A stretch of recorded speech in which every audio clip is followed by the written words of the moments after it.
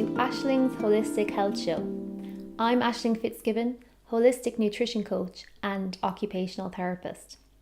This show brings you the best tools and ideas for you to take your health into your own hands, your true place of power.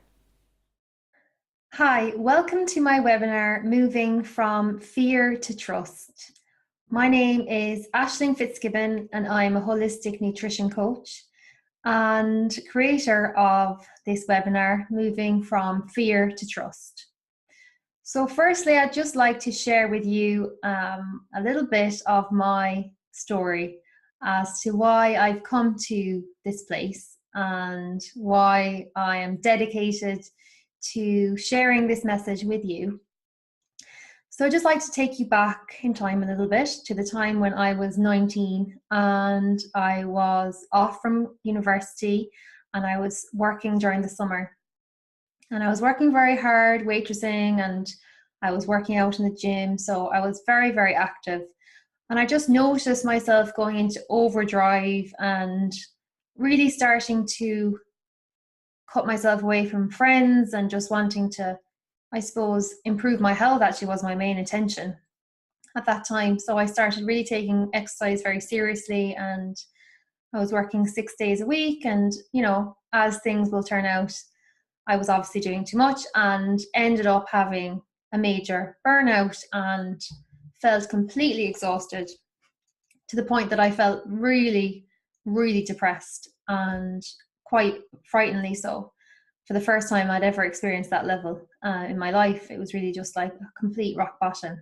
And I ended up going to a local GP who prescribed antidepressant medication. Now, at this time, I was completely unaware as to how my body worked and how I worked. And, you know, I didn't really have a clue and I was feeling so bad. I ended up taking that medication and was actually under the care then with a psychiatrist who diagnosed anxiety and depression. And it was kind of like, that's the label you have and that's the experience that you're going to have. So because depression was in my family, you know, my father's dad suffered from it at different times in his life. I kind of had the idea that this is obviously inevitable and, you know, it's obviously a serotonin deficiency that's in the family line. So I kind of just went with it and, you know, started to feel a little bit okay, but never fully better. So I returned to university then and continued on, and I qualified as an occupational therapist then in my early 20s. And I actually, you know, I got a first class honours degree and all of my friends in my class were all applying for jobs and I didn't even have the tiniest bit of energy left in me to even go down that line. And I just knew that I had to find out what was going on underneath everything. So I made that intention to myself to find the answer. Didn't know what that looked like, but that was my intention. And I knew that there was a route to the way I was feeling. So anyway, I ended up then going to a nutritionist down in Devon and I had a very, very powerful session with that nutritionist. Her name's Barbara Wren. And she really just blew my mind open in that session and really threw out the whole concept that I needed to have a medication to function and feel, you know, normal. And she equipped me with a healing program with working with diet and supplements and specific healing detox techniques.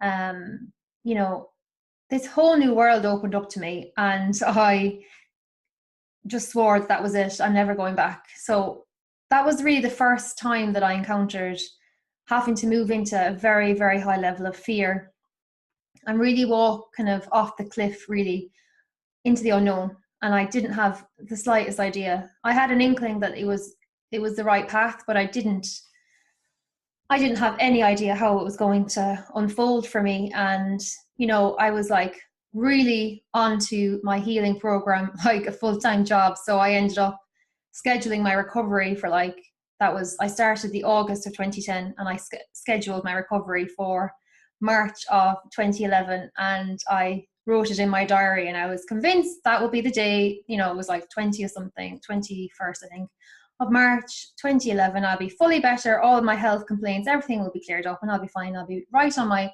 track then to going back into work, which I felt at that time would be working as an occupational therapist. And so that date came and went, and I still wasn't fully better. And that really brought me to my knees. More so than even starting off that process. It was worse because I had built up such expectations of that would be the day that I'd be feeling completely well. And I was brought to the kind of whole experience of having to let go and just accept where I was and learn to trust for the first time that I've ever trusted. Because up to that time, I've been very much, going along with society's standards of going to university and on that track, and everything's very much kind of laid out for you. Whereas this was a time where I've been asked to trust when I didn't know what was lying ahead of me. And even though I didn't have anyone around me that was really reinforcing that this was even possible. Like family members were all like, are you sure you don't need to go on medication again? Maybe it's like you need to be taking antidepressants and that's what you need. And, so I had lots of doubt coming from lots of different people. Luckily, I had very good support from my nutritionist and also from my own mum, who is really a mentor of mine, as well as a teacher and guide of all of what I'm doing now. And moving into learning that trust was like I was on this wobbly, shaky ground, is the only way to describe it. And, I just had to do it. It was no choice in the matter. It was either that or what was I going to do?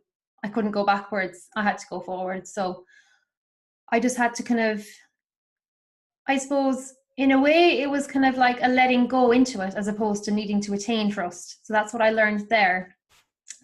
And so then I started to pick up, and then I ended up, I suppose, having a really strong eureka moment in that I was like, if I'm able to do this for myself, then I have to do this for other people. I have to train as a nutritionist. I have to be able to do this because I can't have just gone through this and then go back into working in occupational therapy and pretending that any of this experience didn't happen. It was kind of like, I want to pass this on.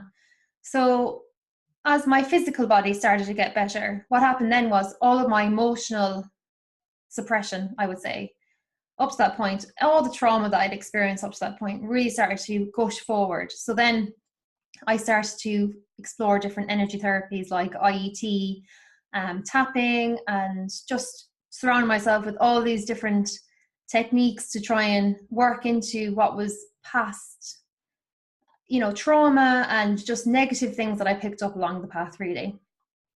And then I had Barbara, the nutritionist, who had a college at the time, the College of Natural Nutrition, which I ended up training with and qualifying as a nutritionist.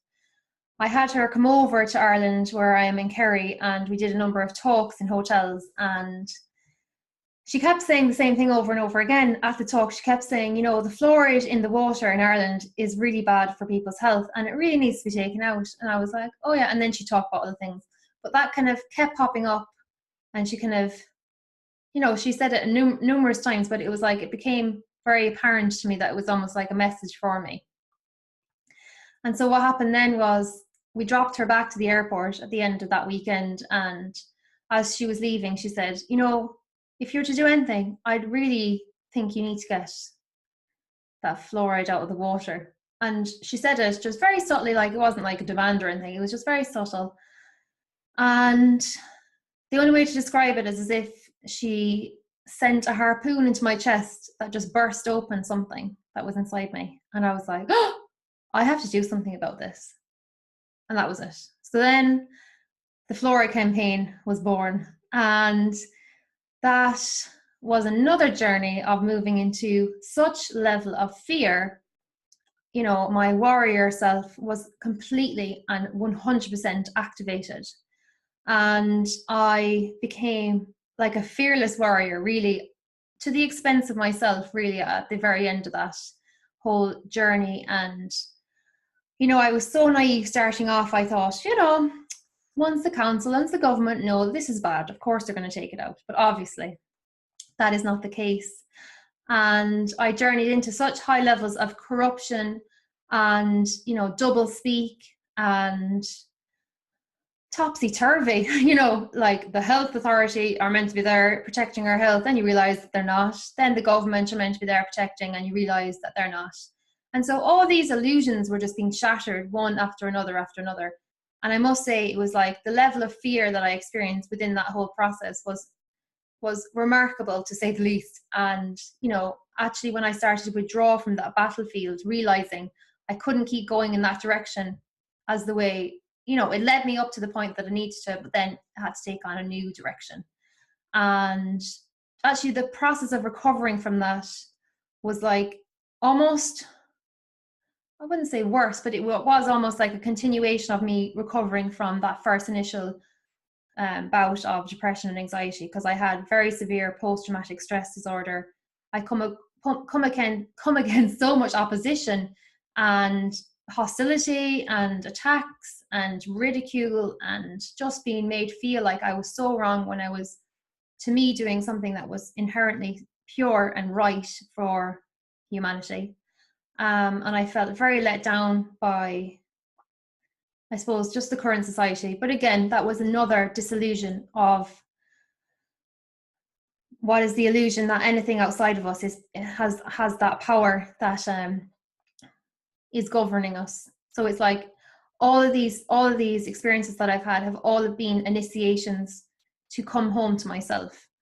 And because my path has been so extreme, I have been, I suppose, just activated to seek continuously. And that's led me to find all of the modalities that I have trained in, first and foremost for myself, and now for working with clients and for offering this out for people who are really stuck in their own process. And it's like, and I'm going to just go over the points, because I have points made out that I would want to make sure that you get in this webinar. But I just want to say that it's like everything that I've gone through, even though it's like you might feel like it's unfair, or you're a victim of, just a kind of a challenging path to take.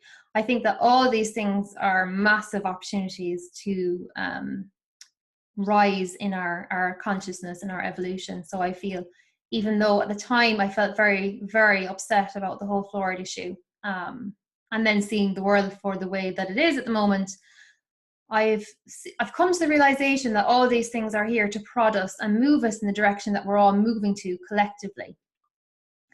And really the first step is releasing that fear, because the fear keeps us separate from ourself, from our real self that's behind all of this programming and societal conditioning, and also our separation from source, from God, the universe, whichever is the one that you feel comfortable with, explaining the higher power of existence. And I feel like all of the information that I have to offer is really to provide the tools to move from fear to trust. So I'm just going to share my screen with you now, and I have a document that I wanted to show you. So share screen, desktop. Here we go. Okay, so I hope that you can see this now. So moving from fear to trust. So I just want, the points were basically on the physical level. What actually happens to the body when you're in fear? And fear can be registered of any severe stress, and obviously that's quite rampant in our modern society. So stress to any high level will impact on your cell, and it affects the water element of your body. And as we know, our bodies are made of 70% water.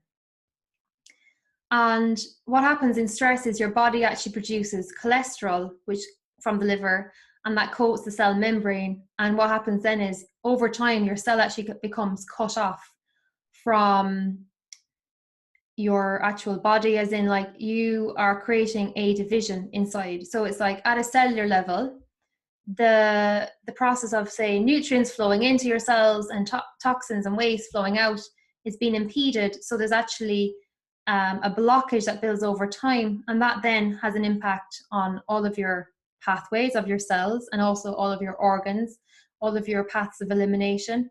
And so what can happen then within that whole picture is stagnation happens, and it's very difficult then for your body to be in a flowing state. So energetically then things are actually building up over time. So in the case of minerals and things like that, even from the food and from your supplements and different things you might be taking, you're not actually taking them in because the cell is actually cut off, and it's impregnated with this cholesterol layer. So what happens then is, over time, if you physically have this build-up, you are cut off not only from your own physical body, but also from source. So from my own experience working on my own body and also working with people very, very extensively in my own practice, when your physical body is like lowered energetically, you are in a state of fear, because when this is happening at a cellular level, your cells aren't taking in the necessary hydration. So you're registering the message of fear in your actual physical body. So when I'm talking about fear, it's not just like from a mental construct. It's not just, oh, I feel fear because of generalized fear or fear of the world, or the common things like public speaking or fear of dying or any of these things. Actually, fear is coming as a message from the physical body. And so this has a huge impact then within, say, your hormonal system. So with the thyroid gland and with the adrenals, when fear is constantly present, you're in fight or flight the whole time. And when this happens, then even if you're trying to think thoughts of, trust and get yourself into that space, because there's a mismatch then between your body and your mind, it's next to near impossible to actually get into a state of trust when this is happening physically. So I find that that's really one of the steps that is fundamental to being able to succeed on this path, moving from fear to trust, is that you have to align all of the bodies, because you're not just a mind, you're not just your emotions, you're not just your body. It's like you have to get all of them in place. And so when you are in that very, very kind of heightened state, you're almost in a patterning of it. So that actually has to be manually moved out of. And I just mentioned grounding, because when you are destabilized in your adrenal health, in your root chakra, you're very, very ungrounded. And when you're ungrounded, it's very, very difficult to feel any sense of trust and clarity and support in your own self and how you're moving through life. So all of these things get knocked out. And then what I wanted to talk to you about, which I shared in my ebook, was about the tool that I encountered then as I went further. And after finishing the main activism role I was playing with the Girl Against Fluoride campaign, I moved into finding, okay, what next? Like, where do I go? And how can I actually affect not just myself, but how can I make the biggest positive impact on the world? And that's when I learned about, fragrance alchemy, but I trained in rune mastery, and in that we practiced the protocols using the fragrance alchemy, clearing the meridians. So what I learned then through my training with that and using the tool of fragrance alchemy is that there are negative emotions that actually build up in all the organs.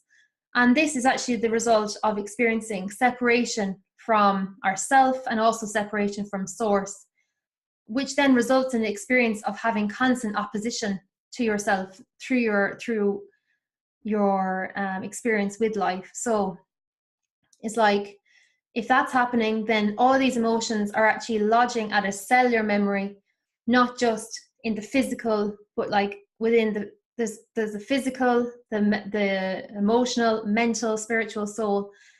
These emotions are impacting on all of your energy bodies and can create huge amounts of stuck energy, which can result in very lowered cellular energy, and impair your hormonal system, your thyroid, your adrenals. All of your major organs can have some form of impairment because of these blockages from these stuck negative emotions. So working with the 12 ordinary meridian protocols actually dissolves the emotions that are stuck in the energy pathways that are connected to your 12 major organs. For example, your lungs hold grief, your liver holds anger, and fear is actually held in your kidneys. But again, like anything, these oils can't be used in isolation. They actually need to be put into a holistic program because you need to support all the different pathways. You have to really do these carefully because they can release a huge amount of stuck emotion. And when that happens, it releases a lot of toxins into the body, and they can clog up your elimination routes like your liver, your kidneys, and your skin and your lungs. All these organs need to be supported with very practical detoxification techniques to actually help your body cope with what's released, because it can be very, very intense when it comes out quickly. And then the other point I wanted to raise in this webinar with you was the importance of the mind, and how your mind is actually affected by not just the thoughts, the way your thoughts create your reality. Your mind is coming from your physical health, your mind is coming from your emotional health, your spiritual health, where you are in your life and the experiences you're having. So it's like, in order to get a grip on the mind, you have to be working on all of the levels of yourself, not just, I'm thinking positively about trust and I'm stating a mantra. It's like you have to be manually moving over to this with all levels, because otherwise, even just doing one, they just don't work one without the other. They all have to come in holistically. So in this, which is just a very brief overview, there's obviously a lot more to this, but within the mindset, you are developing the mindset of the warrior, and it is a training, is the only way to say it. You have to master the mind to attune yourself to a higher frequency of trusting each step that you're taking, having the courage to move gracefully into the unknown. All of these things have to be in place as a practice. So there's pillars of practice that have to be put in place for you to be able to successfully navigate each step of this journey. Because again, like I was saying in my videos during the week, I was talking about moving from fear to trust is like, if you think of yourself as like an onion, and you have layers and layers and layers built up from over time, not just from yourself, but also from your family, your ancestral line. So all of these energetic blueprints have been passed on. What has never been resolved has been passed forward. And we're at a time now where the energy of the planet is quickening to such a level that things that were suppressed before are no longer able to be suppressed. So everything is now flushing up to the surface to be cleared. And, you may notice in your own self, like at times of the full moon and the new moon and these high energy times, that the stuff that you can maybe keep under wraps actually starts really flushing up to the surface to be seen.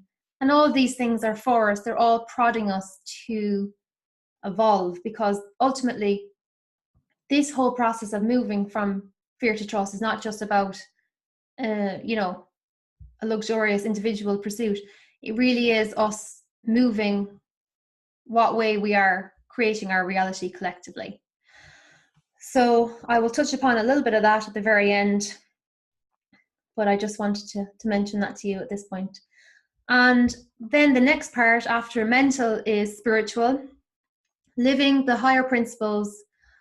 Trust goes with love, surrender, and gratitude. These are just really the foundational higher principles that have to become a lived practice to enable you to transcend the fears and to move to the next level in your own life, in your own evolution.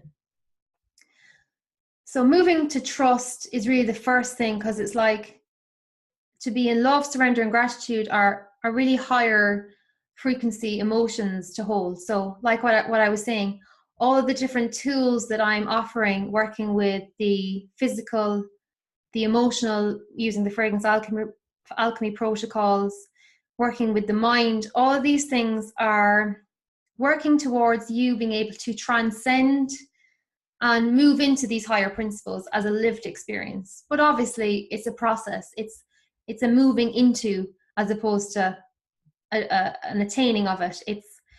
It's also a practice that I feel, in my own experience, wherever you are in your own journey now, it's like you have, if you're familiar with the wheel of life, it's like you have different segments in your life. So you have your family, you have, say, your work, you have your spiritual connection, you have your community, you have finances, you have all these different segments. And it's like, if you are in a huge state of fear right now, what has to happen is you don't launch yourself into the thing in your life, the area of your life that most frightens you. Because if you do that, you'll actually reinforce that fear and actually kind of go into it further. So in my own practice, what I do is we look at you holistically and we see what area of your life are you more confident in? What's the easiest thing to start with? And start building that up. And then you're able to, well, release a lot of that fear and then be able to build up the courage and the confidence and the physical stability to be able to then tackle other things from a new perspective, from a new lens, when you've cultivated this new way of being in the areas that aren't as daunting to begin with. So that's very important, because I think when you hear, oh, I'm just going to release the fear, I'm going to move into all the fears, and it's like, you have to be quite careful on this, because if you are in a if your body is in a condition that needs to be supported, you need to be able to do these things very, very gently so that you're not further stressing your body. So fundamentally, this journey is one of coming home to yourself, where you develop a trust in your physical body, your emotional body, your mind, your mindset that serves you, and your ever-present connection to source. And ultimately, when that's in place, you have moved from fear to trust. So beliefs create our reality. I'm sure you are quite familiar with this term and how that shapes our collective. So when we are operating from fear, which, to be quite honest, is quite prevalent when you listen to the radio or the television, or you listen to just common everyday conversations, they're quite fear-based. And this then is that the reality that we are all co-creating as a collective experience. But now we have a huge, huge opportunity to change this direction. And as we each individually dissolve the fear within our own self, we begin the journey of co-creating a reality of trust. And this really is the next step in our evolutionary journey.